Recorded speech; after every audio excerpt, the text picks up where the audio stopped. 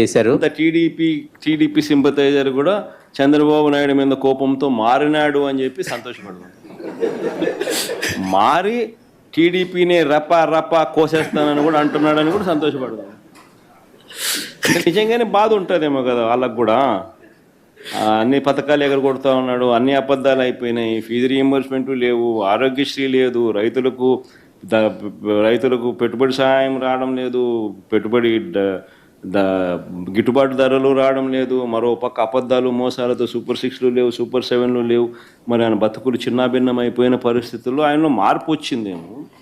వచ్చి ఆయన కూడా టీడీపీ యాక్టివ్ మెంబర్ అయినా కూడా వైసీపీలోకి తాను చేరి టీడీపీ వాళ్ళ ఫోటోను టీడీపీ వాళ్ళ మీద ఆయన ఆక్రోశం చూపిస్తూ ఏమన్నాడు, ఏ జాతరలో, గంగమ్మ జాతరలో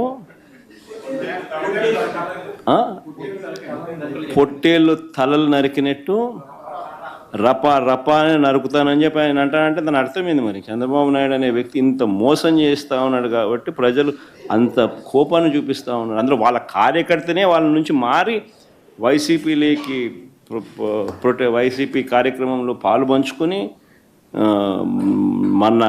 మన అభిమానస్తుడై నెక్స్ట్ టీడీపీ ప్రభుత్వంలో టీడీపీ వాళ్ళను రపా ఏం జాతరలోది, గంగమ్మ జాతరలో ఏం పొట్టేలు తల నరికినట్ట రపా నరుకుతాను. మంచిది కదా సార్. ఇప్పుడు